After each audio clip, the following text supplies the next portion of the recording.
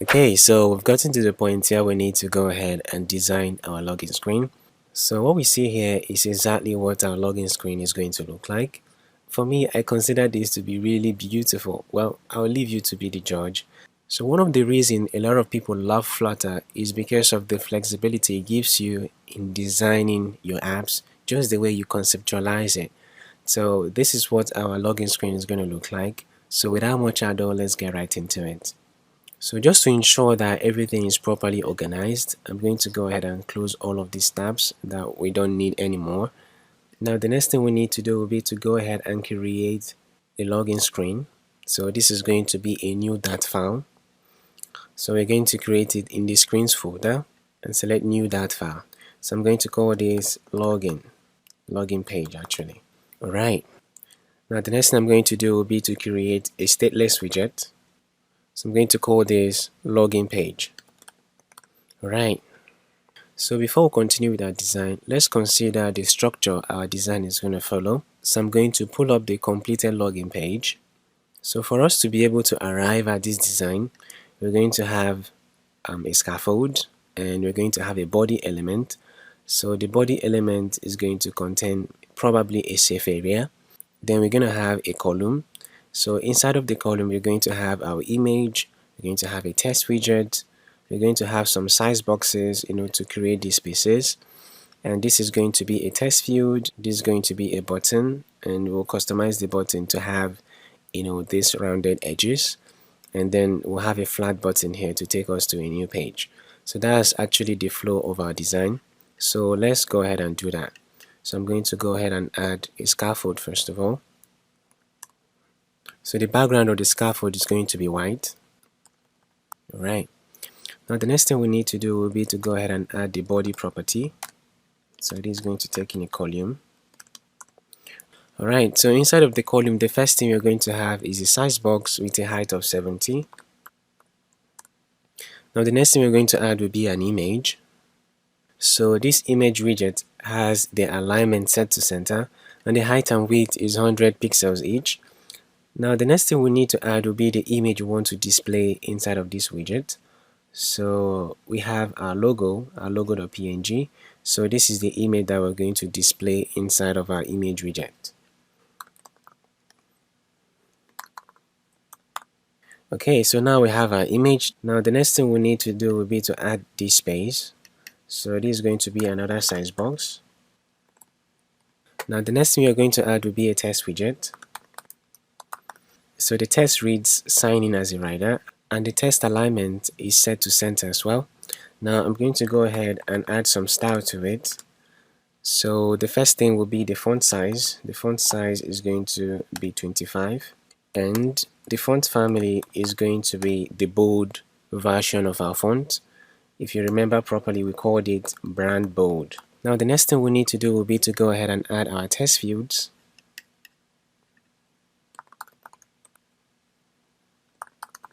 Alright, so this is for email address. Now the next thing we need to do will be to add the decoration. So the label test is going to be email address. And we're going to set some style for the label. So we're going to have test style. So we're going to set the font size to be 14. So we'll set the hint style as well. And the color is going to be color.gray. And the font size for the hint is going to be 10.0. Okay, so what I'm going to do will be to fold all of this up, and I'm going to go ahead and set the style, the main style of our test field. The font size is going to be 14 as well. Alright, so we have our email address. So I'm going to add a size box, more like some space, and then I can easily go ahead and copy all of this, the email test field, and paste it here. So I'm going to remove the keyboard type. Instead, I'm going to go ahead and say obscure text equal to true. Then I can finally go ahead and add a size box, another size box. The height is going to be 40. Okay, so let's go ahead and see the progress that we've made with our design. So currently our app is set to show our main page first of all. So to change this, we're going to go into our main.dart. Alright, so instead of having main page here, I'm going to change this to login page. So eventually we'll get to the point where we need to set up our route so that we won't need to change this all the time. So I'm going to go ahead and restart our application. Okay, so this is what we have. So as you can see, this is really far away from the design that we are really happy about to create. So let's go ahead and continue so that we can make it look much more better. Alright, so I'm going to go ahead and add all of this inside of a separate column. So I'm going to have a column. So I'm going to go ahead and pad this up.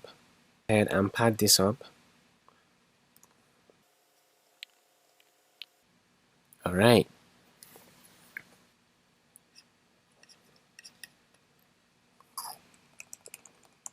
It's supposed to be password.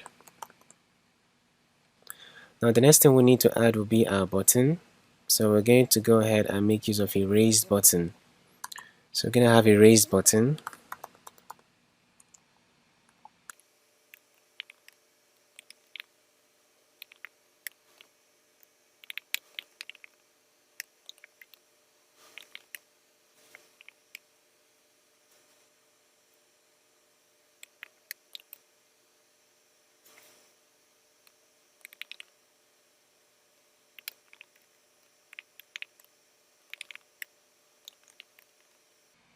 Okay, so I went ahead to add a raised button. So the raised button has the shape of a rounded rectangle border, and the border radius is 12 pixels, which is exactly what we have here. So the color of the button is going to be green, and the text color is going to be white. And we added a child to it, and the child is a text widget that reads login, and the font size is 18 and the font family is brand bold. So I'm going to go ahead and hit hot reload to show our button. Alright, so what I'm going to do will be to go ahead and add a center widget here. Okay, so this is not all I want. So I want to be able to set a height for this button. So what I'm going to do will be to go ahead and wrap our center widget inside of a container, and I'm going to set the height of the container to be 50. So because we haven't added the onPressed function or the onPressed callback, that is why our button is currently gray in color. So I'm going to go ahead and set the onPressed callback and hit hot reload. Alright, so this is what our button looks like. So what I can do is to go ahead and add this raise button inside of this column. This is where it should have been. Okay, so this looks a lot better. And lastly, I'm going to go ahead and add a text that is going to read, "Don't have an account, sign up here." Okay, so I'm going to go ahead and wrap this inside a widget, and the widget is going to be a flat button. Alright, now the next thing we need to do will be to add the onPressed callback. Bam, so we have that. Now the next thing I'm going to do will be to wrap all of this inside a single child scroll view. But before I do that, I'm going to first of all add some padding. So let's see how this looks. A lot better. So I'm going to wrap the padding inside a single child scroll view. So why it's very important that we make use of this single child scroll view is while we're using our app in a physical device. If you try to provide input inside of the text field, you may not be able to slide up where we can actually see what we are typing inside of the text field. So that's why it's very useful to make use of single child scroll views. Now the next thing I'm going to do will be to wrap up everything here inside of a safe area. So before we wrap up with our login design, one thing that we need to change is the color of the button. So what I've done is to compile all the colors that we're going to be using throughout the application. I put it inside a file. So you can find the file in your resources folder as well. So if I open up resources, you'll be able to see a file called brand colors. So I'm going to go ahead and use Ctrl+C to copy this file. I'm going to go ahead and drop it inside of our lib folder. Right, so these are all the colors that we're going to be making use of throughout the application. So instead of us having to spend time thinking about the color to use, we can easily go ahead and reference these colors. So let's go ahead and see how we are going to make use of each of these colors. So inside of the login page where we have our button, our raise button, So instead of using green, I can simply go ahead and make use of brand colors dot green. Alright. Bravo guys, we successfully designed the login screen. Now in the next class, we're going to go ahead and design the registration screen. So this will be all for now. See you in the next class.